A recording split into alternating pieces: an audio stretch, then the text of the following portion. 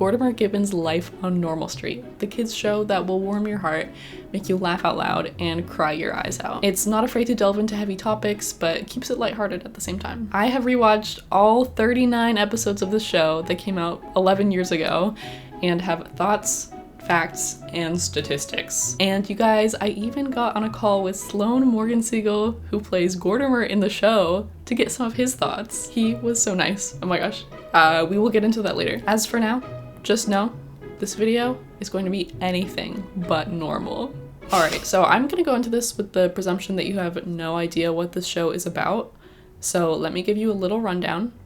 Gortimer Gibbon's Life on Normal Street is a show targeted towards kids that aired from 2014 to 2016. If I watched it when it came out, that means I would have been like 10 to 12, but I honestly forget when I first watched it. It follows 3 middle school age kids named Gortimer, Mel, and Ranger. They're best friends, and in every episode they go on adventures and learn life lessons. It takes place on Normal Street, which they've all lived on their whole life. It has a lake at one end and a forest of shady trees at the other. But what lies in between is anything but normal. That's pretty much the intro of the show. This show is a great example of magical realism. It takes place in the regular world, but has so many absurd elements, like a mobile that causes people misfortune, an eraser that can get rid of memories, and a dream catcher that causes nightmares. There is little actual logic to follow on Normal Street, but it's all rooted in reality. Gortimer Gibbon is our main character. He is canonically the best friend you could ask for. He sticks up for what's right, and he's always helping people. He can be a people pleaser to a fault sometimes, but he's very brave and overall just like nice to everyone. Then we have Mel Fuller, who is super smart, courageous, and kind of just good at everything. She's super into science and volleyball and like a million other things. She's super busy but stays organized. Then there's Ranger Bowen, who is super funny and loyal to his friends. He is super good at baking and is self-proclaimed a mix of brave and stupid. The best comparison I could give to their characters is like Harry, Hermione, and Ron from Harry Potter. Harry being Gortimer, Hermione being Mel, and Ron being Ranger. Also in honor of Pride Month, at the time of recording this at least, my headcanon is that Gortimer is bi, Mel is lesbian, and Ranger is straight. But it's also canon that Mel does marry a man when she grows up.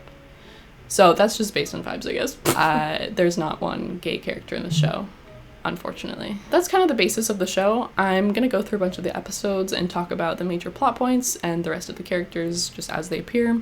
I chose about half of the episodes that I thought were most important to touch on, and I'll also be telling you my rating for each episode and give some reasoning behind it. This is going to be quite a long portion of the video, so I hope you're comfy and have your snacks ready. In the pilot episode titled Gortimer vs. the Frog of Ultimate Doom, we are introduced to Gortimer's mom, Claire Gibbon, played by Robin Lively, a well-known actress and sister of Blake Lively. We also meet Gortimer's little brother, Gardner, who's a little bit of a menace to Gortimer. Just saying, naming your kids Gortimer and Gardner is a little crazy. So she asks him to go to the store, and while he's there, he runs into Mrs. Hudspeth, an older lady that lives on Normal Street. She's also blind. Most of the kids think she's pretty scary, actually, and Gortimer accidentally breaks her watermelon. Also at the market, we get introduced to Egg, the owner of the store.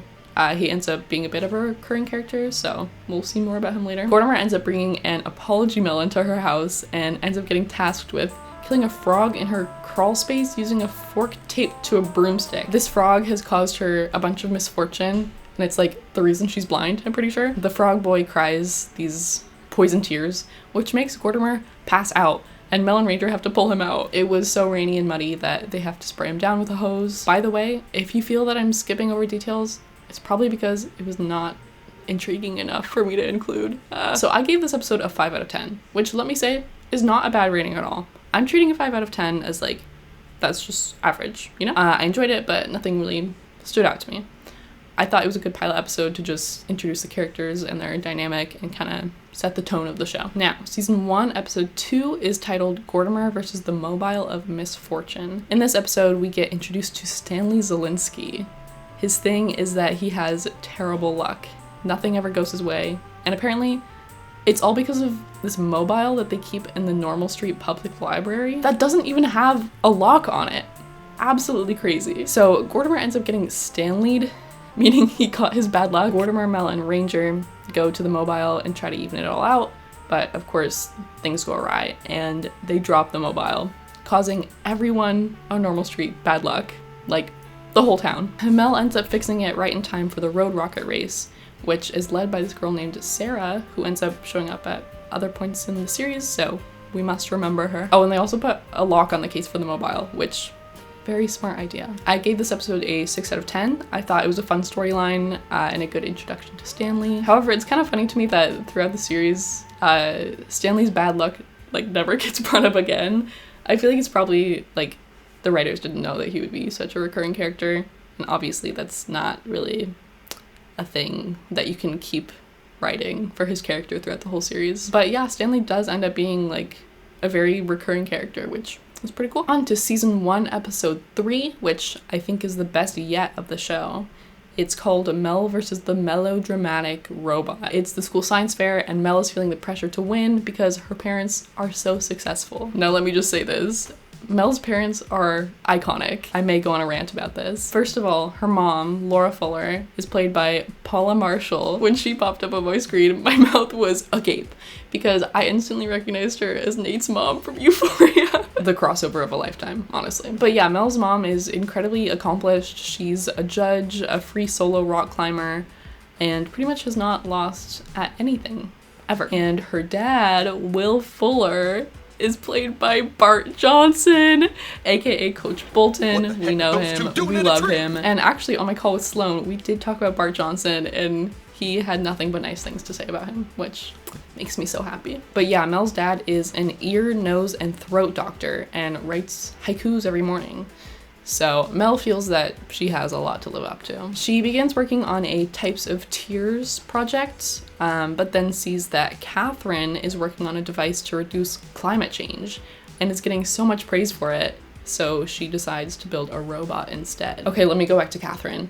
She's played by Chandler Kinney, aka my Mirabelle winner of season 33 of Dancing with the Stars, but that's beside the point. She also was, of course, in hit Disney Channel original movie Zombies. She is an icon and I love her. We're also introduced to Catherine's parents, Mr. and Mrs. Dillman. Alright, so Mel makes an incredible robot that is very over competitive. She ends up getting second place against Catherine and the robot steals the trophy. Mel ends up returning the trophy to Catherine and they blow up the trophy and the robot to show that, you know, winning is not everything. You guys, this episode got an 8 out of 10 for me. A big part of it, honestly, was the music. I think I can probably play little snippets, but it really helped with the emotion for me.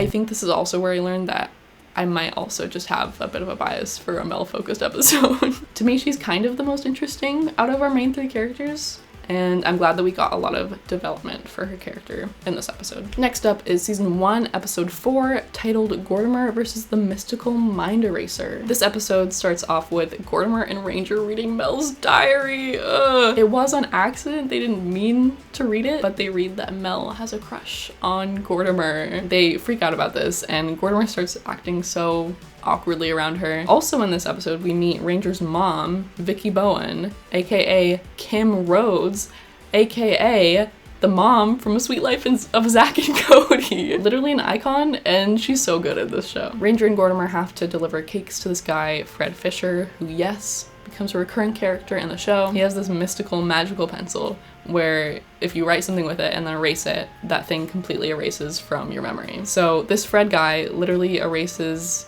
every bad memory he has. He is turning 30, Bo Burnham reference, but like barely knows anything about himself because he erased everything. Gortimer borrows the pencil in order to forget that Mel has a crush on him, but he doesn't finish erasing it and literally just forgets entirely who Mel is, which is obviously a problem. That's like the main conflict for the episode, but they end up breaking the pencil, which turns everything back to normal, and it's all solved. And also Fred is able to live a much more fulfilling life now because he got all his memories back, which is great. Gortimer and Ranger confess to Mel that they read her diary. Turns out it was all a misunderstanding. Mel wrote that Gortimer looks so hot because he can't stop sweating. That is unfortunate. And it is a common occurrence that Gortimer is sweating a lot. But yeah, I gave this episode a 6 out of 10. I liked it. The idea of a magical eraser is pretty cool. However, my gripe with it is that I get a little annoyed when the entire concept of the episode revolves around a simple misunderstanding. I feel like the writing could have been slightly better, but that's just me. Skipping a bit to season 1, episode 6, titled Ranger and the Legend of Pendragon's Gavel. Mel has just won student body president, very in character for her, but Ranger has a little sword in the stone moment and pulls Pendragon's gavel out of a bunch of chewed up gum, which, according to the legend of the gavel, means that he is the rightful winner of student body council. He starts his duties and everyone becomes yes men to him. He has way too much power and is clearly not the right person for the job, so they decide to throw the gavel into the lake. And of course, Mel can resume her rightful role as student body president. I gave this one a 6 out of 10. A Ranger episode is super fun,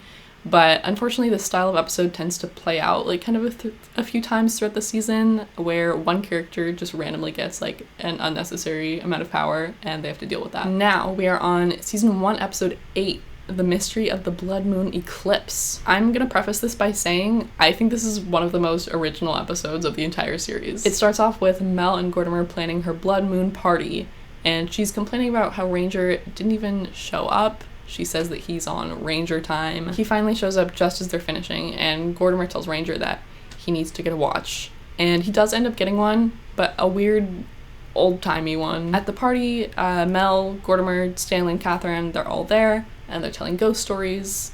Ranger is nowhere to be found. Things start going awry in the room. Books are falling off the shelf. Objects are moving all over the place. Mel does not let anyone leave. Their pizza delivery shows up, and it's Sarah from episode 2. She comes back, I told you guys. And then they finally find a pocket watch running super fast in Ranger's bag, but they're all confused because it's like, Ranger isn't even here. How is his bag here? Well, Gortimer tries fixing the watch, and all of a sudden he's able to see Ranger. But now the group can't see Gortimer or Ranger. Turns out that when Ranger wound up his watch, time started moving by super slowly. So he has literally been there the whole time, but he's moving so quickly that the rest of them can't see him at all. He's been trying to communicate, but nothing's worked. He even just tries standing still, but it was too boring. Mel and Catherine debate over ways they can fix the watch without touching it and getting stuck too, until, in true Stanley nature, he just smacks it with a hammer. And guess what? It totally works. Gortimer and Ranger are back to normal, and they all enjoy the eclipse all together. The Mystery of the Blood Moon Eclipse got an 8 out of 10 for me. I loved it. I thought the concept was super original, and I didn't think that Ranger was the one causing all of this paranormal activity. I remember being pretty spooked when I saw it for the first time. Season 1, episode 10 is Mel versus the Fickle Fortune Teller of Fate. In this episode, Mel finds an old paper fortune teller and starts using it, and little things it predicts are starting to come true. Gortimer and Ranger are entering a chili cook-off, and they're spending all their time working on that. And then Mel reads a fortune that Egg, yes, Egg from the store, is gonna get a severe allergic reaction at the chili cook-off.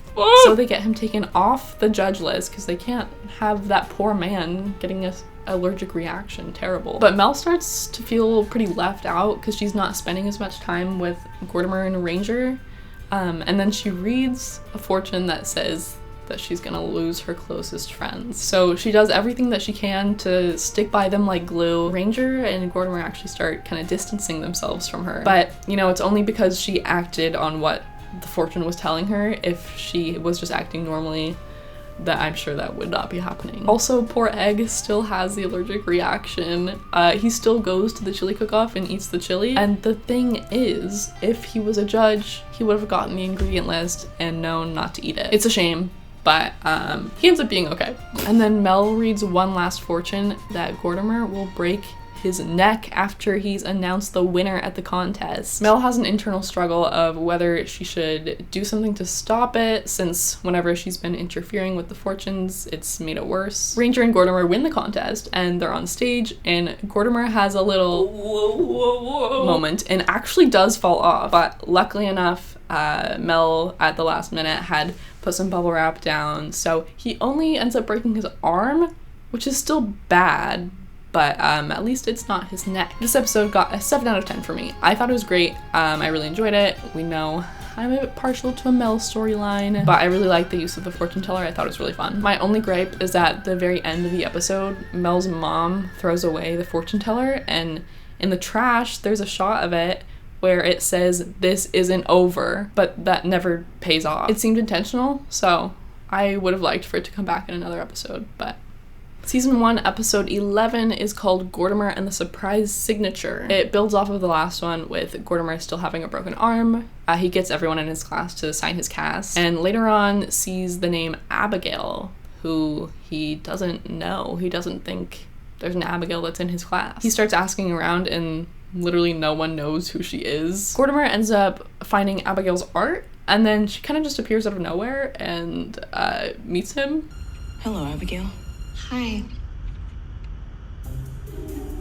Turns out she's just like super quiet and like doesn't get noticed by anyone, which is very sad. Like literally no one has taken the time to get to know her. Gortimer decides that the best way to introduce Abigail to everyone is by unveiling a photo of her at the talent show. Seriously, Gortimer? You really thought this was gonna go over well? She is mortified and super annoyed at him and has to explain that not everyone likes to be at the center of attention like him and his friends. Could have thought that one through a bit more, Gortimer. However, he apologizes and they make up. I gave this episode a 7 out of 10. I love Abigail and I think she brings a great dynamic to the group. And it's really fun to see the beginning of Gortimer and Abigail's banter. It's very cute. Now we are on Season 1, Episode 12, Gortimer and the Lost Treasure of Normal Street. It's Gortimer's 13th birthday, and he's missing his dad, who was out of the country for his job. His dad was supposed to be there, but he ended up not being able to make it. Busy doing epidemiologist things, I suppose. Also, I forget if it was mentioned in this episode or a different one, but Gortimer's parents are divorced, and it seems like it was somewhat recent. They never really go into detail about it, but I'm assuming his parents were still together when they had Gardner, who I would assume is like 4 years old. My headcanon is that they've been divorced for 2 years, but I honestly have no idea, and it probably doesn't matter that much. Gortimer's mom gives him a letter that he wrote at the age of 7, predicting what his life would be like at age 13, and one of the things on the list is that he'd find Captain Normal's treasure, which he of course never did. However, as a little birthday adventure, Ranger takes Gortimer to the Captain Normal treasure hunt, which seemingly is aimed at young kids, so Gortimer doesn't really see the point. Also, Fred is back. He's the one leading the treasure hunt. So Gortimer and Ranger, and they also wrote Mel into it, end up finding more clues than seemingly anyone has, like, ever. And they get super close to finding it. They end up in this, like, abandoned cellar, and there is a door that has a key in it already. So clearly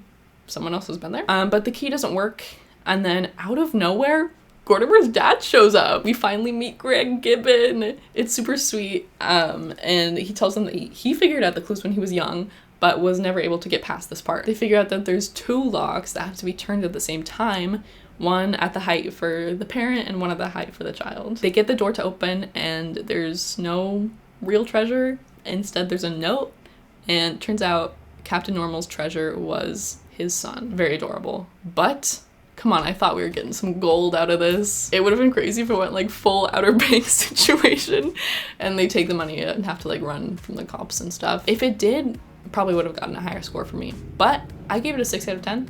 I did think it was very sweet how the Captain Normal treasure was a metaphor for Gortimer's relationship with his dad. But I don't think I was the most interested in this specific storyline. However, I am so glad that we got introduced to Greg Gibbon, and it's pretty sick that all the Gibbon boys have double G names. We've officially made it to Season 1, Episode 13, Gortimer and the Relentless Rainbow of Joy, our season finale. First of all, 10 out of 10 title, Relentless Rainbow of Joy. That sounds good. It's Gortimer's dad's last day in town, but he gets stuck doing a bunch of work. Gortimer's pretty upset about it, but they reminisce on one of their favorite days ever when they're at the lake and there's a rainbow at the end of it and they all loved it. Gortimer decides he wants to try to recreate that. So our main 3 put together a machine to make an artificial rainbow in the sky. It works perfectly, and everyone on Normal Street is literally enamored by this rainbow. It puts everyone in the best mood possible, and no one is even acting like themselves. Everyone wants to spend their time outside and not worry about their jobs and responsibilities. Mel decides to turn off the rainbow machine because it's not right. That's not ethical. However, Gortimer guilt trips her into turning it back on because he really wants to see his dad happy. So she does it, but everything gets so out of hand. The part that's so funny to me is that Egg and Fred have a startup for an app that helps you find your keys if you lose them, and Gortimer's mom invests in it. It's like the tech bros invade Normal Street when the rainbow is out. The moms of the main three all make plans to go on a wildly luxurious vacation together. Ranger's mom says she's going to turn the bakery into a sushi restaurant, and Gortimer's dad makes plans to buy a house on Normal Street. Ranger and Mel know this is bad, but Gortimer just thinks it's great because he's able to spend more time with his dad. It's kind of like his way of coping with the fact that he wishes his dad were around more. Gortimer literally begs Mel and Ranger not to turn off the machine, but they do anyway, and Gortimer has a meltdown. Wait!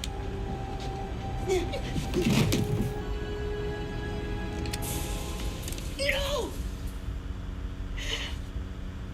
What is wrong with you? He says that they are not his friends anymore. He's really mad. The thing is, the rainbow does not go away. This is bad. Gortimer takes a walk down Normal Street and starts observing how badly this is actually affecting people. Catherine, who is very famously into her academics, is planning on ditching a super important speech just to hang out in the sun. And Gortimer's dad has plans to quit his job. Crazy. Gortimer confronts his dad and tells him that he can't move back here. He has responsibilities with his job. Greg Gibbon apologizes to Gortimer for not being present in his life, and the rain starts pouring. It's a very emotional scene. And with the rain, it washes away everyone's fake optimism. Gortimer is super worried that he completely ruined things with Mel and Ranger, but they show up and he apologizes for blowing up at them. Everyone on Normal Street is back to normal. Gortimer's dad leaves, and Gortimer tells his mom that he feels older now, along with a Stand By Me needle drop. And Gortimer goes to sit with Mel and Ranger on the porch just as the series began. Such a great episode, best of the series. Yeah, I gave it a 9 out of 10. I really love how they really lean into the emotional aspect of Gortimer's feelings of his dad not being around. He lashed out at his friends and didn't want to accept reality. I truly think that this episode is what brings the show from good to great, and it's so perfect how it's tied up in a little bow at the end. It makes me think that the creators didn't think it would be picked up for another season, but guess what? It does. And I think that season 2 is where the show really hits its stride, which we will talk about soon. But first, we're gonna talk about my thoughts on season 1. So if the lighting just very clearly changed, it's because it is now nighttime. Anyway, season 1 of Gortimer Gibbon's life on Normal Street is so great. We got character development for our 3 main characters. We learned all about the magical nature of Normal Street. And I do think the most important episode is the season finale. I feel like there really was a shift from purely a kids show to being like a thought-provoking emotional show. We do see this in small bits in other episodes, like Mel feeling like an inadequate daughter, and in an episode that I didn't talk about, Ranger confessing to making a bad mistake in the bakery. He ruined an entire huge chocolate cake for a customer and had to confess to it. And we were also introduced to new characters that will be important going forward, like Abigail, Catherine, and Stanley. One could say that season 1 was tied up in a little perfect bow, and it doesn't need another season. And after the season 1 finale, I kind of had high hopes for what the rest of the show would be like, and it does not disappoint. Let's get into it. Season 2 of Gortimer Gibbon's life on Normal Street has 26 episodes. I had a feeling there was something weird going on here because it's literally double the length of season 1. Like, they didn't get picked up for a 3rd season, but were able to squeeze basically 2 seasons into the 2nd season, and I got a bit of confirmation from Sloane that season 1 does have a part A and a part B. And I'm gonna say it does feel like 2 seasons in one. I feel like there's a very clear shift from one season to the next, but I guess that's not that important. Let's get into season 2. So I'm gonna start off by talking about season 1, episode 3, called Gortimer versus the Terrible Touch-Up. This is actually the first episode in the entire series that I actually have an issue with. As editor of the yearbook, Mel has to take everyone's yearbook photos and gets Abigail's help, which makes sense. Abigail is super artistic. However, Mel and Abigail are both perfectionists. Abigail has access to this new software that helps you touch up people's appearances, and they start using it pretty innocently. One girl has a super bad sunburn, so they even out her skin tone. This guy named Randy burnt off his eyebrows in chemistry, so they give him eyebrows. But then they get to Gortimer, and turns out he just has a really awkward smile in photos, so they fix his smile. However, Mel and Abigail realizes that the changes they're making in the software are also happening in real life. Randy has eyebrows again, and Gortimer is constantly smiling. He can't stop smiling. They obviously have to fix this, but Mel and Abigail are butting heads and arguing, and it's hard to get anything done. Mel says that she's known Gortimer for longer, so she should know what his smile should look like, but Abigail argues that she's drawn his smile before, so she should know what it looks like. And as they're making the changes in the software, they're happening in real time, so Gortimer's face is like moving all crazily. They end up having to delete all the versions they've made in order to get back to the original, and the software is moving so slowly, it's like on the verge of crashing. It's so bad. They're arguing. Mel and Abigail end up making up, they apologize, and that gives the software the strength to keep going, and it gets back to the original photo. And of course, Gortimer's smile is fixed. You're smiling. Well, how could I not? You guys are friends now.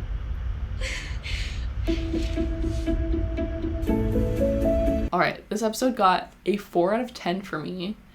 I think the Mel and Abigail rivalry is so forced. I have a bit of an issue with how the writers of the show write female characters. I'm interested to see what other people have to say about this, so comment if you have thoughts. But I feel like a lot of the girls in the show start off not liking each other, and then they have to resolve a conflict in order to become friends. At the beginning of the series, there was a bit of conflict between Mel and Catherine, just because they're both smart, successful girls. And now the rivalry between Mel and Abigail, it's like they don't need to be fighting. I feel like it's literally just because they're both Gortimer's closest female friends. And I just don't think any of the guys have rivalries like this. It's not like Ranger and Stanley started off hating each other and they had to have a whole episode to solidify their friendship. And spoiler alert, I like Abigail, I do.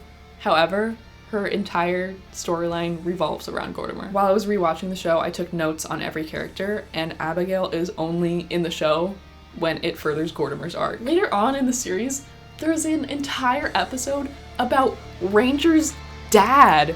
Ranger's dad! And I'm not gonna talk about it because it was boring and it made no sense to be in the series. So you can't tell me that there was not enough room in the season to flesh out Abigail's character more. Continuing this conversation a bit, season 2 episode 6 is called Mel versus the Hidden Herstory of Normal Street, where Catherine is directing the school play about the founding of Normal Street. Mel tries auditioning for the lead role, Captain Normal, but Catherine says no, you can't be Captain Normal.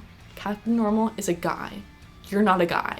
Yeah, so she completely turns Mel down, doesn't even let her audition, and then Mel starts working at the Captain Normal Museum and begins to question some things about who Captain Normal really was. She ends up making a huge discovery that a woman actually founded Normal Street. Catherine is annoyed that she'll have to rewrite the whole play, but she agrees to it and gives Mel the role of Ange Runtung, the real founder of Normal Street. Seems like it was a great play and much more interesting than a play about Captain Normal, which they all probably knew about already. Side note, it is very funny to me how much Captain Normal gets brought up in this show. It seems like it's essential to the plot. Anyway, this episode I gave a 6 out of 10. I did appreciate that it was a feminist storyline. Mel made this huge discovery about the founder of her town, and it was shown to everyone via the play. But I feel like to further the narrative, the director shouldn't have been Catherine. It should have been a man, probably. Because it's Catherine turned her down for the play originally, but shouldn't they be on the same side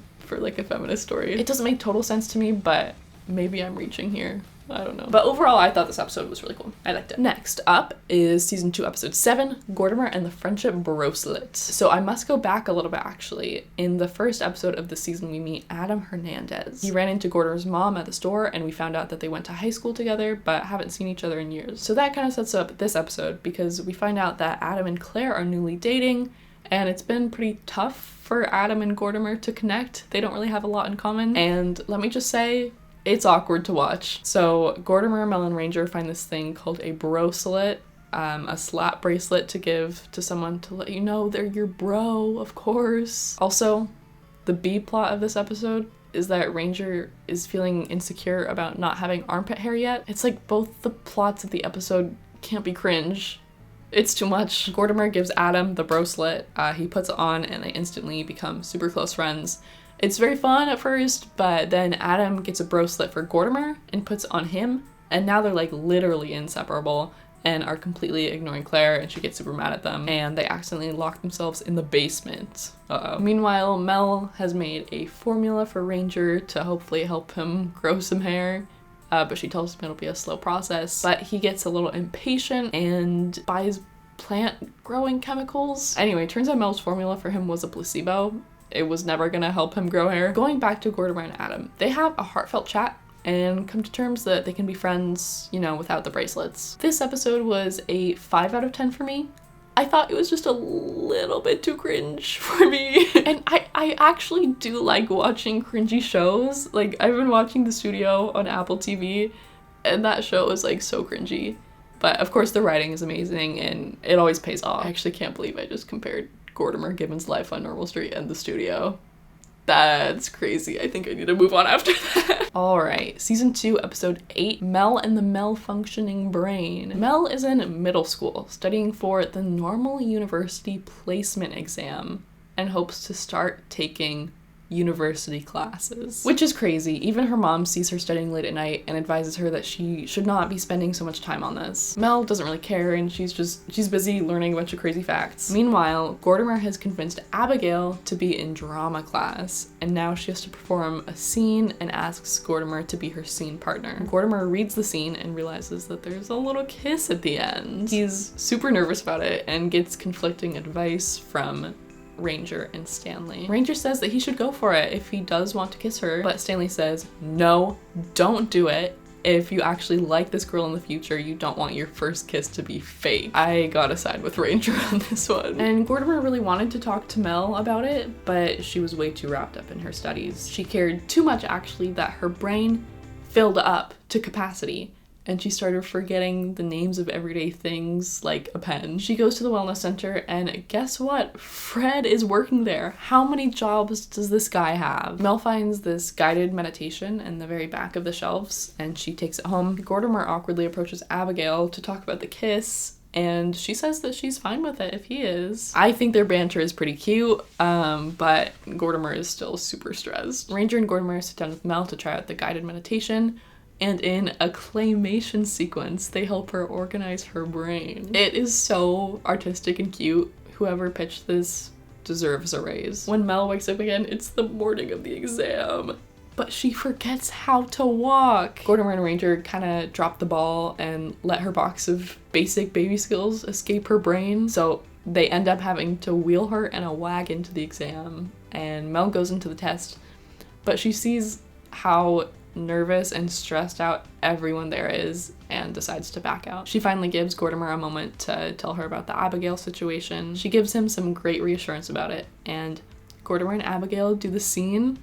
They lean in for the kiss, but Stanley interrupts the kiss just so that Gortimer doesn't have to do it. Classic Stanley Zielinski ruining a cute moment. I gave this episode a 7 out of 10. We know I love a Mel storyline, but seriously, I thought this episode was super creative. I loved the claymation, and it was really cute to get some progression in the Gortimer-Abigail storyline. Next up is season 2, episode 10, titled Gortimer vs. Gortimer vs. Gortimer. This one is iconic.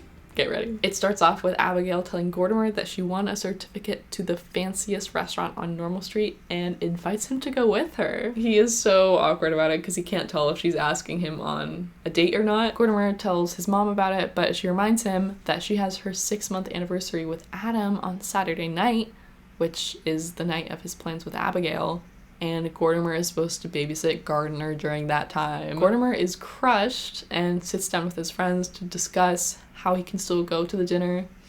It's honestly so sweet that they make a whole diagram to figure out if it's a date and try to figure out how Gortimer can still go. So Mel and Ranger are able to babysit Gardner, but there would be a 45-minute gap between where Gortimer leaves and until Mel and Ranger can get there to babysit. So they have to figure out a way to fill that gap. And this might sound crazy, but they decide the best option is to make Gortimer clones. There's this ad in the back of a comic book where you can order a little toy soldier and add water to it, and then it is just a life-size version of you, and it's just basically a clone of you. So that's the plan. He makes the clone of himself to babysit Gardner and gives him special instructions to be ultra safe and protective. He goes to the dinner with Abigail and is so incredibly nervous, awkward, and sweaty. It's clear he's a bit in over his head. He rushes to the bathroom and his sweat accidentally makes another clone of him. He turns into Suave Gortimer and it's so hilarious to me. Suave Gortimer goes back to the table to go on the date with Abigail while regular Gortimer spies on them from another table. Why is your collar like that? Why, do you like it? I can't believe I'm saying this, but somehow you're pulling it off. Well, you're pulling it off. You know, your whole beautiful face. Let me just say, Suave Gortimer is biffing it. Oh my gosh, he's so cocky and is just being so weird to Abigail, and she's clearly annoyed that he's not just being himself. So Mel shows up to the table that regular Gortimer is sitting at and tells him there's a bit of a problem with babysitter Gortimer. He will not let Mel and Ranger in the house, and she's worried for Gardner's safety. So regular Gortimer has to leave and go deal with that, and Abigail leaves the date with Suave Gortimer. She's had enough. I don't blame her. After dealing with babysitter Gortimer, regular Gortimer goes to Abigail's house to try to apologize. She's standing on her balcony and Gortimer gives her a long speech about how weird he was acting, and he tells her that he has feelings for her. It's really, really sweet. It honestly feels like a perfect ending of a rom-com moment. Abigail comes down to the porch to talk to him face to face, but she says that she's not ready for anything more than friends after such a weird night. Devastating. Truly heartbreaking. Everyone, this is a 10 out of 10 episode. Our first 10! I see this as a perfect episode. The group getting together to discuss Abigail's possible feelings for Gortimer was giving Never Have I Ever, Paxton and Ben pros and cons list in the best way. Sloane, Morgan Siegel acting as 3 different Gortimers was amazing and very impressive. And Abigail rejecting Gortimer. They could have easily made it like a sweet happy ending for Gortimer and Abigail, but her saying that she wasn't ready for a relationship made for good TV. Gortimer is definitely gonna have to deal with the fact that he fumbled her so hard, like truly embarrassing for him. But you know, maybe it's like an eventually thing. He could win her back. But yeah, all in all, perfect. Mwah, chef's kiss episode. Up next, we have season 2, episode 11, Ranger and the Fabled Flower of Normal Street. Ranger's grandpa tells him about the fabled flower of Normal Street that supposedly has some sort of healing powers, and it's in bloom today. They plan to go searching for it together. Ranger gathers Mel and Gortimer to help. They think it'll be good for Gortimer since he has become a mole person since the Abigail situation. I thought this might be hard to sell now that Gortimer's a mole person. They find a petal from the flower and bring it back to Ranger's grandpa. He says that's the flower, but he isn't feeling so good, so he can't go with them. The main 3 go to the Botanical Society and talk to a lady that works there, played by Nicole Sullivan, who I know as the voice of Shigo from Kim Possible. I love her. And she says the flower is nowhere to be found. However, Mel is suspicious, and the other worker that was working there tells them that the flower is definitely in the exact spot that she told them that it was not. So they end up finding the flower at the exact same time as Shigo, but Ranger says that no one should take it. It would feel wrong since it's so rare and special. Shigo does not listen and reaches out to grab the flower, but as she does, with some real bad CGI, all the petals float away into the wind. Seems like no one was meant to take the flower, just like Ranger had said. It feels like the episode is coming to a close, but Shigo gets a call from Ranger's mom. She says that Ranger's grandpa is in the hospital, and Shigo offers to drive them there. They get there, Ranger's grandpa is going to be okay. Ranger feels really bad that he didn't take the flower, which would definitely help his grandpa, but he says that he's proud of him. Then, out of nowhere, Mel sees her dad. She's super confused as to why he's there.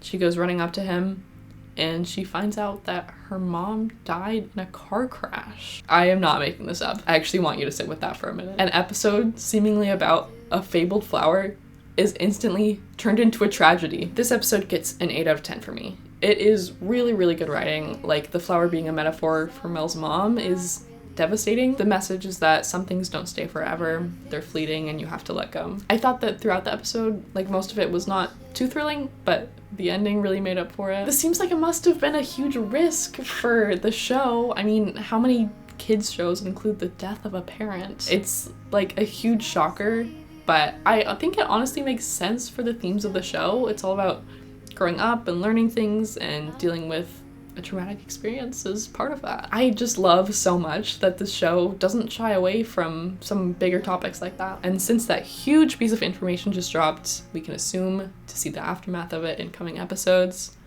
And so we do. Moving on to season 2, episode 12, Mel versus the future. It definitely makes sense that we'll get a Mel-centered episode considering what happened in the last one. And this episode is really all about Mel's grief surrounding her mom's death. Ranger and Gortimer are finally going to see Mel, and they're struggling trying to figure out what they'll even say. To their surprise, Mel is busy. Like, really busy. Making a time machine. This makes me so sad for Mel. She's in denial. She just wants her mom back, and obviously time machine is not the answer, but she's really convinced that she can get her mom back, and she's clearly gonna stop at nothing to make that happen. Luckily, Mel's dad, aka Bart Johnson, gets Mel to help him put together a collage of pictures of Laura for the memorial service. They share a sweet moment. Mel wishes they had the picture of her and her mom at dance practice when she was little, but seems to be misplaced, unfortunately. Crazy thing, Mel's older self shows up at night to steal part of the time machine so that it's not usable. Guys, oh my gosh, Mel's older self is played by Elizabeth Mitchell, who is Carol in the Santa Claus movies. Literally iconic. Maybe you guys know her from other stuff, but that's where I know her from. She is an icon to me, and clearly any version of Mel is going to be played by an icon. Also, we learned that older Mel now goes by Melody, so that's what I'll be referring to her as. Melody is really trying to convince Mel that the time machine is not a good thing, to take her word for it, that she's never able to get her mom back, but Mel doesn't listen. And hey, at least we know that the time machine actually works, since Melody was able to come visit her. So Mel starts fighting with everyone, her friends, her dad, and it's honestly heartbreaking to watch since everyone is just trying to be there for her, but she keeps pushing them away. Melody tells Mel more about how terrible her life has become. She doesn't have any friends. She pushed away Gortimer and Ranger, even her dad, and she's super lonely. She never even had a first kiss or accomplished anything she wanted in life because she became so obsessed with getting her mom back. The crazy part is that without even trying that hard, Mel flips the entire thing and says that if Melody tells her everything she knows, then she can have like a 20-year head start and they'll actually be able to figure it out. Melody is like, wait, you're on to something here. And so Mel plans to travel into the future, into Melody's time. She leaves a note for her dad saying she's leaving and heads out to a park to meet Melody. Bart Johnson freaks out, which is completely justified. And he gathers Gortimer and Ranger to help him figure out where Mel has gone. Gortimer and Ranger end up finding her at the park, and she explains to them their plan, and it's clear that they're not gonna be able to talk her out of it. There's like 30 seconds before the time machine will transport her, and Bart shows up to save the day. My man, Bart Johnson, coming in clutch. Of course, he has no idea about the whole time travel aspect,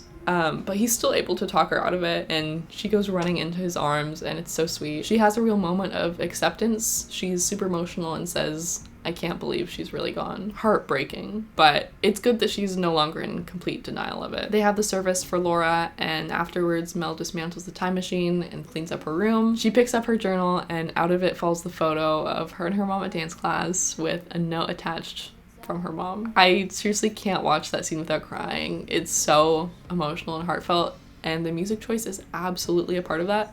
The song Do You Realize starts playing when she finds the picture, and it's perfect. Not surprisingly, this is our second 10 out of 10 episode. This is my favorite episode of the whole series. I feel like I've already said why I love it so much. It's an accurate depiction of grief while still including the magical realism element of the show. It doesn't feel like a departure from what the show is about. It's just adding depth to it. And the ending is seriously so perfect. I could not imagine anything else. Mel Fuller deserves the world. And also, since rewatching the episode, I've had Do You Realize by the Flaming Lips on repeat. Such a good song. On to the next episode, season 2, episode 13, called Gortimer, Ranger, and Mel versus the Endless Night. The main three end up going to Ranger's parents' cabin for a little getaway, but it doesn't seem like Mel and Gortimer are too excited. To be fair, Ranger kind of manipulated them a little bit by telling Mel that Gortimer would only go if she was going, and saying the same thing to Gortimer about Mel. There's clearly some tension within the group. Ranger mentioned that they haven't all hung out together in weeks. Seems like their dynamic has kind of changed after Mel's mom passed. At the cabin, they go out at night to see the meteor shower, and they all wish that they could stay there forever. Their wish comes true, and they're literally stuck in a moment, and time is not passing. They have fun with it at first, and it's great. Things are back to how they used to be. They don't have any problems to worry about. However, they realize they kind of need to get back to real life. They go outside and look up at the meteor shower and wish everything back to normal, but it does not work. They realize it's because none of them actually meant it this time. Mel doesn't want to go back because she'd have to deal with the reality that her mom is gone. Gortimer doesn't want to go back because he wrote a really embarrassing letter to Abigail telling her that he has a girlfriend. Gortimer, I can't keep defending you. They then do the wish again, but it still doesn't work. This time it's because Ranger didn't mean it. He admits that he still doesn't want to go back. He likes being in this pocket universe where all that matters is their friendship. They have a final talk where they all agree that it's better to go back to real life and deal with their problems than stay here and pretend that they don't exist. They make their wish, and since they all mean it this time, it works, and they head home. And we get another great needle drop of Lean On Me. The music in the show is so good. I gave this episode an 8 out of 10. The show just feels more grown up now, which I enjoy much more than an episode about a silly misunderstanding. I know I'm not really the target demographic, but I mean, I am here to give my thoughts. But also, you need a mix of the two, and this show is great at doing that. Bringing in Gortimer's silly issue of how he still has feelings for Abigail lightens the mood. But yeah, just the fact that they're all dealing with serious things like loss, grief, change, growing up, it makes me emotional. And at the end of the episode, you could really feel how strong their friendship is through the screen. I love it.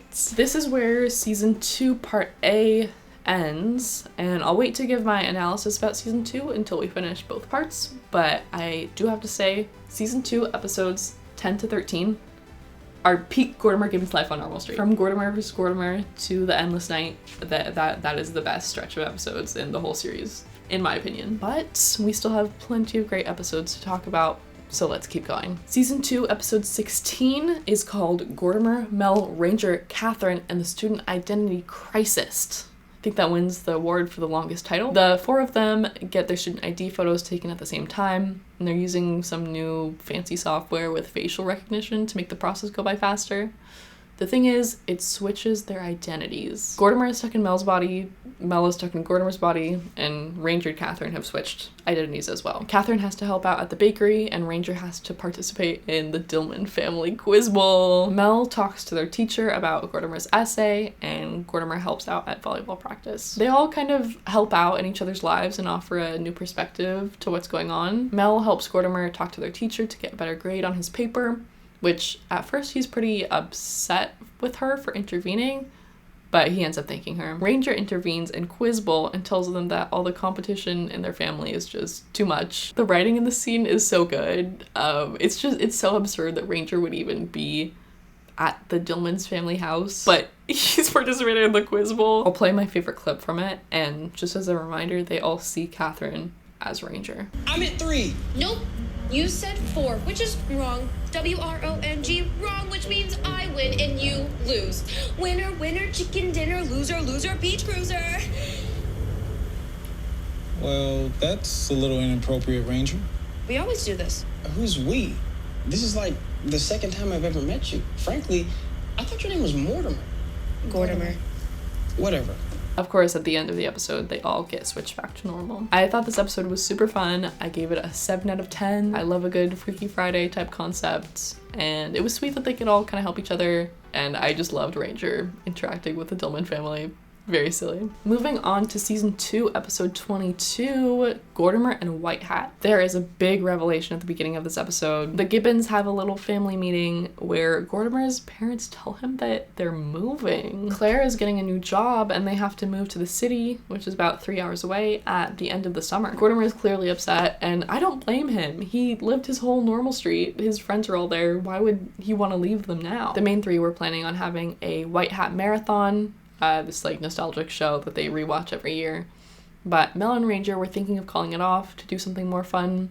Gortimer insists that they still watch it because, of course, he wants to experience it for the last time. But Mel and Ranger don't know his situation, so they think he's acting a little weird. He's very serious about focusing on the show, and Mel and Ranger both fall asleep. Gortimer is talking out loud, and the characters in White Hat start to hear him, and they're like talking back and stuff. He gets physically pulled into the TV so that Gortimer is in the show, and White Hat, the main guy, ends up in the real world. This storyline is really not important, so I'm gonna kind of skip over it. Gortimer gets back into the real world and confronts his problems. He tells Ranger and Mel that he's moving, and they're rightfully upset. Okay, I gave this episode 5 out of 10. I couldn't really be bothered to care about the White Hat storyline, but I do feel really bad for Gortimer. I mean, I can relate. I also moved out of my hometown, like, at the end of middle school and had to leave all my friends. It was really sad, but I honestly didn't expect the end of the series would be him moving away. Okay, we're getting close to the end here. Season 2, episode 24, Gortimer and the Abnormal Formal. Gortimer and Abigail are paired up for science class, and right next to them, Catherine and Stanley accidentally make an explosion. Boom! This scares Abigail, and she grabs onto Gortimer's arm, which he smiles to himself about.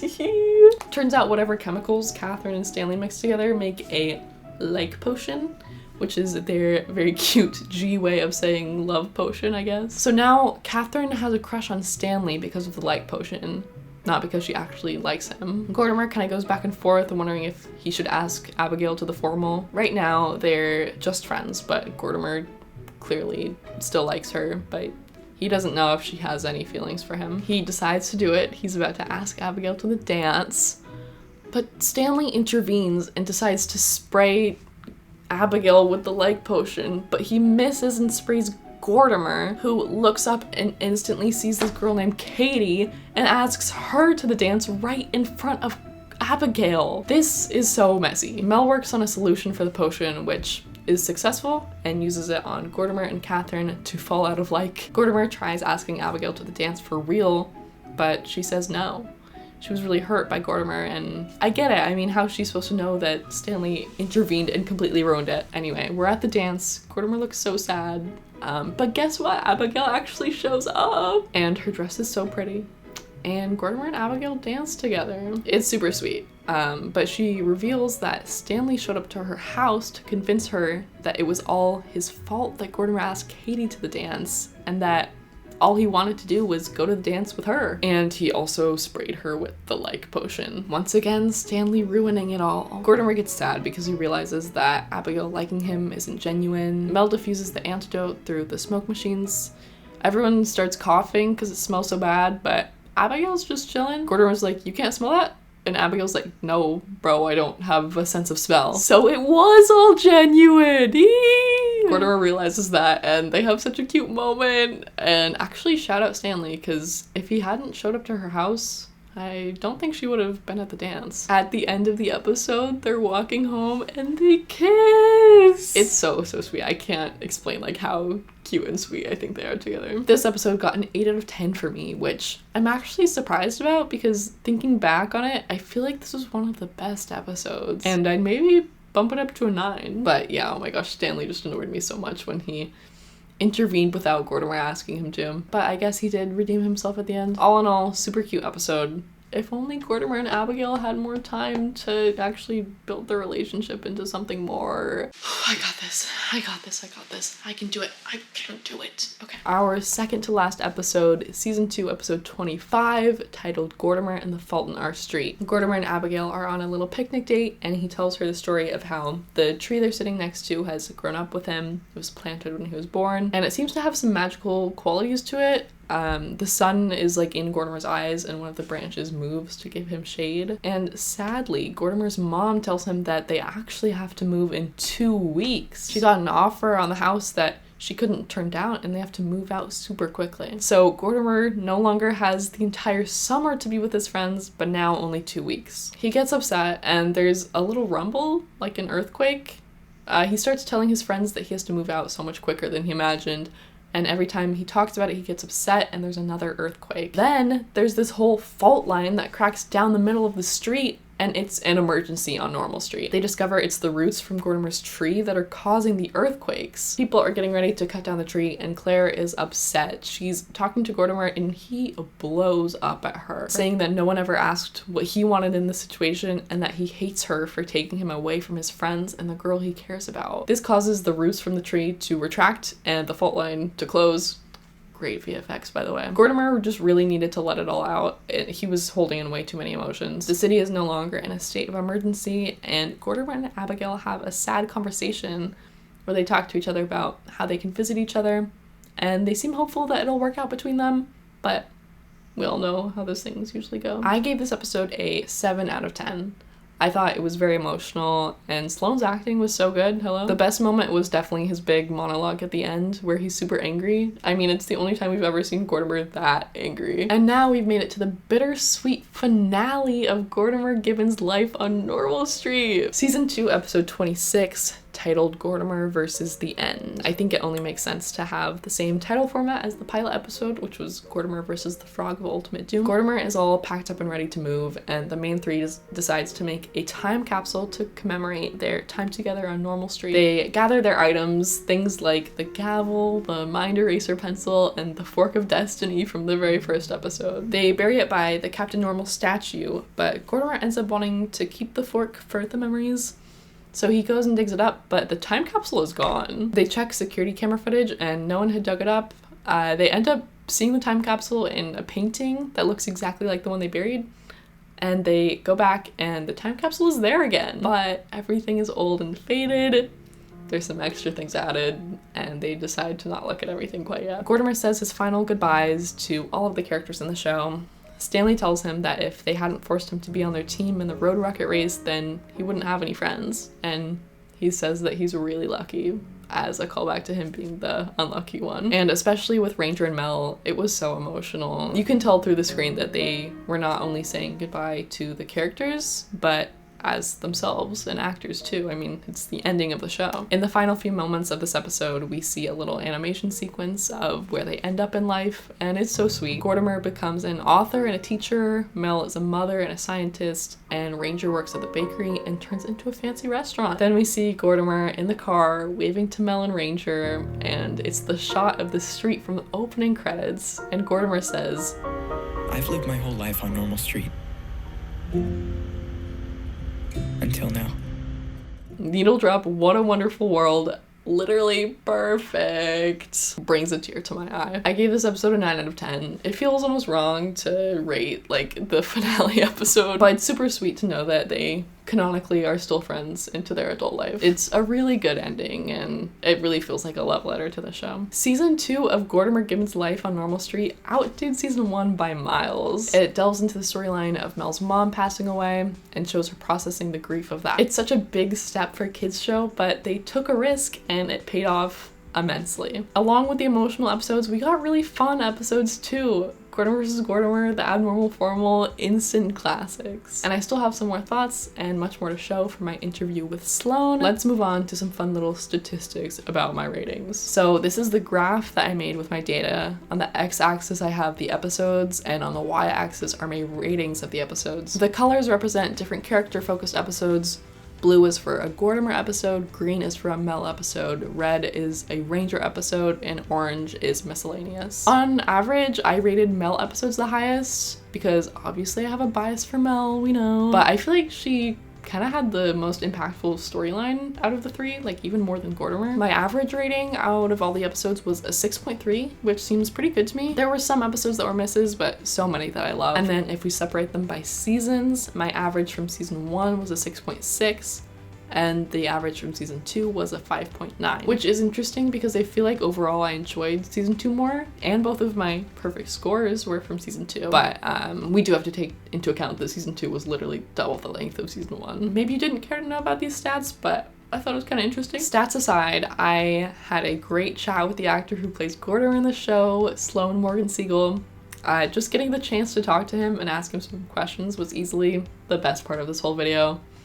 Let's take a look. Yeah, I've been wanting to like go back and like rewatch the whole show and like make kind of a video essay, retrospective about it. And and I've been really enjoying watching it. So it's been so fun. I'm grateful. I mean, obviously, I love the show. It was a really big part of my life for a really long time, and like to see that people are still enjoying it, and then also like to break it down, like that just makes me happy. So like, I'm happy to help. Yay! Yeah, that's so great. I'm so happy that I could reach out and like get you to help with this. It's so cool. So yeah, I mean, I'm kind of curious, like aside from the show, but like when did you start acting? Like, how did you get into it? I was, I think like 7 years old. And I haven't told this story in a really long time. My mom heard like a radio ad. Okay. And we went like 3-4 hours away to this possible scam that happened to be this audition for some big acting school that I shall not name because they went out of business. But they were very kind, and I got a scholarship into the school. Three people got scholarships out of like 300 or 400 people that showed up. And they liked me so much that they sent me to the showcase, and I went to the showcase. Oh, showcase is like a terrible word. I went to the showcase where I like auditioned in front of like hundreds of agents and managers and stuff. And, you know, this was like coming up on 2010. I got a manager from that, and then they were like, "Oh, you should come out to California." I'm from West Virginia originally. I don't know if I'm sorry, I didn't mention that. I grew up on a farm in the middle of nowhere. Like I knew nothing of even what a city was. Like I had never seen enough concrete in my life. Like I grew up in the middle of nowhere. And like I had to drive 30 minutes just to get to the grocery store and another 40 just to get to school, you know? But anyway, I came to California, started acting, started submitting myself, getting submitted by the manager that I gotten. And then the rest is history, you know? I mean, it's just the same old actor process, but I really came from not knowing what it was to it basically becoming my life. So yeah. Wow. Yeah, that's so interesting. It's super cool. Since filming the show, have you gone back and like rewatched any of the episodes or anything?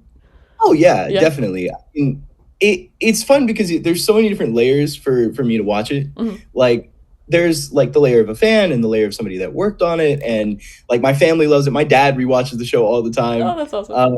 My dad loves the show. He takes every opportunity he can to either watch it or show somebody. Like if we meet somebody new and they haven't seen the show, he's like, "Oh, by the way," and he always shows them like his favorite episodes are Gortimer versus Gortimer, and the Relentless Rainbow of Joy. Mm-hmm. Like Marlowe Mansion is a personal favorite of mine. Yeah, we rewatch it every now and then just for fun. Sometimes I watch it in other languages as well, just to get a new experience. Like, I mean, I'm a big fan of anime and stuff, so like it's fun seeing who dubs everybody in Japanese, and it's like it's really cool because I recognize some of the voices, and now I'm rewatching my own show as a fan of the people voicing me. You know what I mean? Yeah. I've seen it in like 4 or 5 different languages. Like I don't necessarily keep in touch, but like I have gotten to know a few of the people that voice me, like in German, in Italian. Like they're all such really good people. Yeah. So it's nice because we're all the same person, you know. So true. But yeah, no, I love it. I rewatch it all the time. It was a very nice part of my life, so I do enjoy it. That's so cool. Yeah, I think like I feel like the show is like close to like a perfect show in my eyes. Like I feel like it's right. It's right? Almost like, we all wish it would have gone another season, like at least one more, you know. But it did end really, really nicely. And really like, did. But we were given something that like not many shows get the opportunity for, which is an ending. But yeah, it's like, it's kind of perfect. And we had no idea at the time because, you know, like we were just kids, but growing up and realizing that, especially after years upon years in the industry, like I realized that really was something very special. They hit a lot of really real topics that people go through that I feel like, you know, that demographic of television doesn't really talk about. Like a lot of those topics are either too difficult to break down, or like they don't do it well enough, or like and a topic like that, or like some of the other things that happened in the show. Like I'm really glad that was able to help you, you know, like that is really nice. Definitely. Yeah, no, I was gonna ask about like I don't know, like what was it like to act in some of those like super emotional scenes, if you remember, I guess, and like if you knew going in that it was gonna be such like kind of like a heavy show in some episodes. I had no idea. I got very lucky because I I was very much about the craft. I was very much about characters and storytelling and like worlds. Like I loved the idea of just getting lost in like kind of a semi-magical world, you know? And when we did the pilot, we had really no idea where the show was going to go or what it was even about. It was just kind of this almost procedural premise of like, hey, we're here. It's Normal Street. Nothing's normal. And like, you could do anything with that. So when we did get picked up for series and we started reading the first episodes, we were like, huh, like we really had no idea what direction everything was going in. And then especially in season 2, because in season 1 they touch on some topics here and there. It's really more of a like, you know, detective, like, you know, with our imagination kind of story where we're helping out our neighbors and we're learning about our community and like we're having our own internal struggles about various things. But when season 2 happened, and it is technically season 2 and 3, but they didn't want to pay us more, so they called it season 2A and 2B. I was curious about that too. I was like, whoa, it's like season 2 is super long. There was a lot of upsetting feelings over that because they were, I mean, because we were also one of the first children's shows to be made 100% for streaming. Like we were, like it was an unproven model. So when we made the show, like nobody knew how it was going to pick up, how many people were going to watch it. And that's how we were able to get away with some of the more touchy topics that we had as well. Is like, it was a completely unexplored medium. Like there were a couple of shows here and there, but we were the first one that they really put power behind, you know? We had no idea that we were going to get that emotional. Right.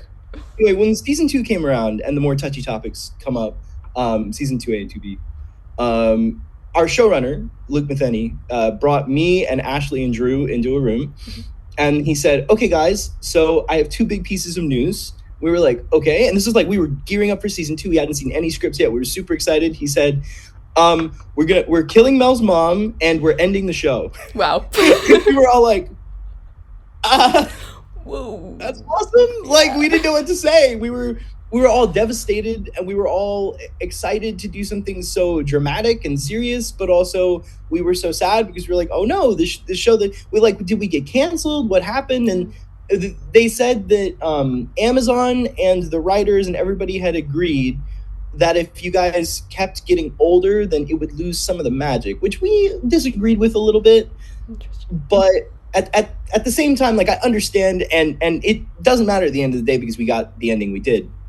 Working on those more emotional scenes and things that we had never really experienced, like especially Mel's mom, like that whole thing, like we were young aspiring actors, and we had this dream of doing these very dramatic, serious roles.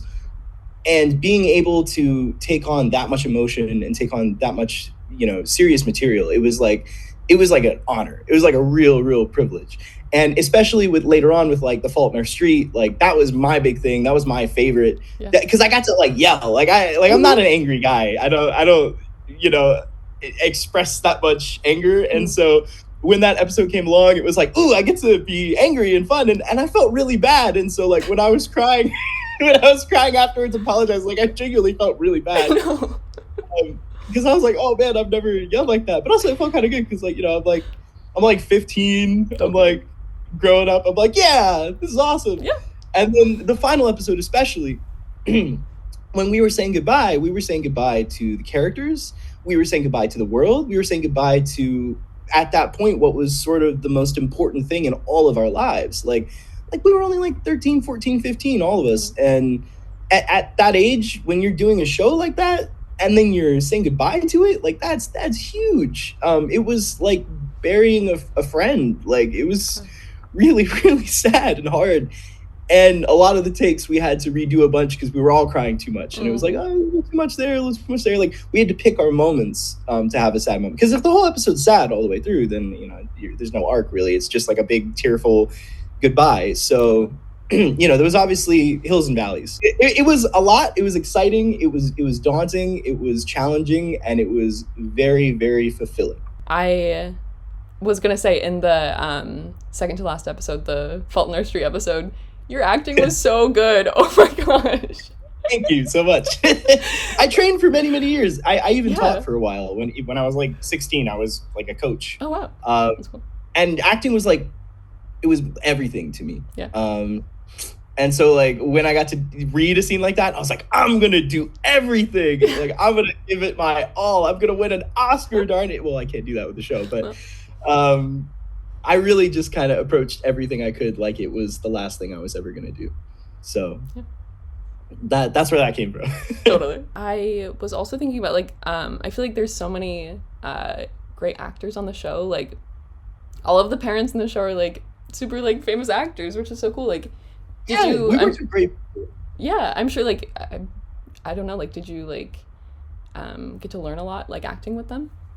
Oh yeah, absolutely. Absolutely learned a ton. Especially with Bob Gunton, who was Ranger's grandpa.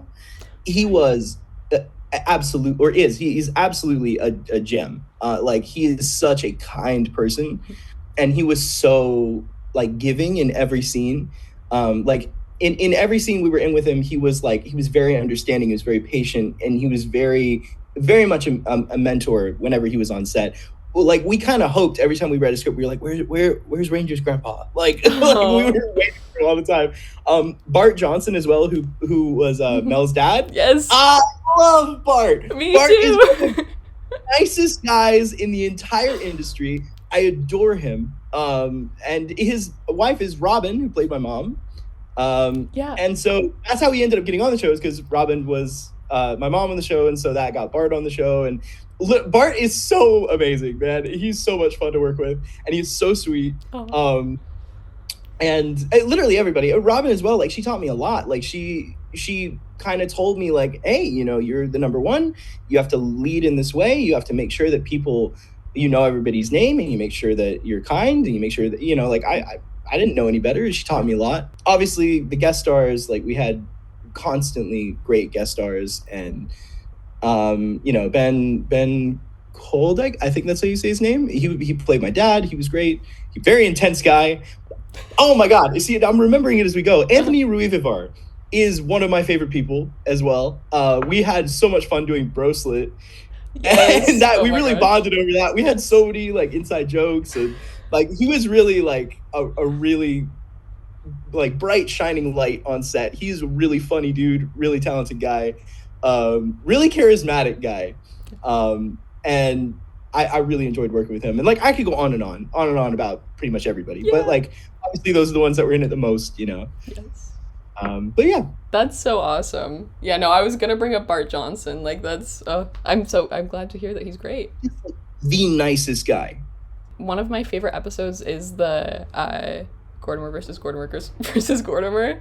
I think it's so fun. I think your acting was great in that. Like the suave Gortimer character was crazy. Yeah, thank you. I did not know enough in my life up to that point to be a suave Gortimer. Yeah. So it is very silly in hindsight. But I still enjoy that episode. It's a really nice one. Great. I remember doing a screening for that, and like a bunch of people that had never seen the show before watched that episode, and it was like the moment where Abigail and Gortimer kind of like, she goes to say like, hey, I don't like, you're being weird, sorry, bye, and everyone was like, oh, like the whole theater was audibly upset that we didn't like have a moment. Yeah. It's honestly really nice to like think about all of it again. Yeah. You know, because I mean after that I did a whole nother show for like 5 seasons, and Gortimer really was like, it was so special. Totally. And I really wish more children's TV were like it. Mm-hmm. And like it, man, I ended it right after my 15th birthday. So it had taken up since I was 12 to when I was 15. Mm-hmm. And the set was really, it was warm and it was wonderful, and it was kind and it was welcoming, and like every single person in the crew was wonderful. Like it was a family. And, you know, I keep in touch with some people, and other people I haven't heard from in a while, but that's just because life takes you in different directions. But that is kind of the ending of the show, right? Like the ending of the show is saying goodbye to people that you've known for your entire life up until now. And, you know, maybe you'll see them again, maybe you won't, but that is sort of the point of life, is like you continue on this journey and you meet people along the way, and sometimes people will come back to see you, but ultimately, you know, your journey is your own. And that is like the exact sort of metaphor for the last episode to like ending the show, you know? Totally. Yeah. Because we finished December 18th, 2015. Yeah, December 18th, 2015 is when we like wrapped the show. Yeah. So it's been 10 years. 10 years. Oh no. It's been 10 years since we finished the show. Wow. Wow. Sorry, I'm coming to tears now. Yeah. Yeah, really, really beautiful. I'm glad it happened. Yes. Which I think you could say at any special event, you know, weddings, you know, celebrations. I'm glad it happened. Exactly. I feel like just watching it, like you can tell it's very special. Which is great. I mean, I didn't write it. We had a bunch of incredible writers that like put it together. I just said the words, you know. It could have been anybody in my position. Totally. I'm just glad that it was me, you know. Yes. I'm glad that I got that experience, but yeah, literally everyone involved is what made it happen. Exactly. Yeah. But it wouldn't have been the same without you. It wouldn't have been. Thank you. Do you have any other like projects that you're working on now that you want to talk about? Oh yeah, sure. So I stepped away from acting after many, many years of doing it. I just realized that it wasn't really what I wanted. Like I enjoyed it up until the time, like, you know, like obviously COVID happened and everybody had that time inside where they were like, who am I? And I figured that out. And I've always been a writer. I've always wanted to write stuff. So I write comic books now. I have 3 comic books. Well, I had 2 in the works, but I just started a 3rd with another artist, which is crazy because I don't have anything published yet. So to have 3 books in the works is kind of silly, but we're pitching to publishers right now for one of them. I have 8 issues finished of the book right now. And hopefully by the end of the year, I'll have a book on the shelf and then the other 2 books will follow. So yeah. I'm really excited. And then, you know, maybe I can make a show with that. You know, and bring some of the people on from Gortimer or like from the other show I did. Like, that would be fun. That'd be so cool. I have a question that I like asking everybody that is not related to anything we've been talking about, if that's okay. Sure. I love to know, what is your favorite shape of pasta noodle? Oh, the bow tie, obviously. Yes. Yeah, bow tie. That's the only correct answer. Thank you. You know? What do you like? What do you like? Circles? Wait, do you like cylinders? No.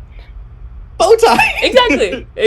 Yeah. Well, I don't think I really have anything else. But it was really great talking to you. Thank you so much for agreeing to this. Like, I'm super happy. Of course. It was great talking to you as well. I hope you got what you needed. I hope I answered things well. Totally. It's been a long time, like I said, but yeah, if you take anything away from the conversation, it's that Gortimer was very, very special, and I love it very, very much. And I'm really, really glad that other people love it as well, and it's like changed lives, you know. Totally. So, yeah. Well, nothing but love. Yeah, that's so awesome. I love it. Seriously, I'm so incredibly grateful that I got to interview him, and I was so nervous, but I was just so happy to hear how appreciative and loving he still is of the show. It was so heartwarming, and he was just super sweet and very well spoken. I feel so honored, truly. Well, that about wraps up the video. I've been working on this for over 2 months and have been telling like all my friends about it. I'm so happy to finally be putting it out there. And also, this is my first long video essay, so I'll see how the editing process goes and decide if I want to make another one like this. I've also filmed in total probably like 2.5 hours today, and I am actually losing my voice. But if you watch the whole thing, let me know. If you did, I love you. And to sign off, here's me exiting the interview with Sloane. Nice meeting you too. Take care. Okay, bye.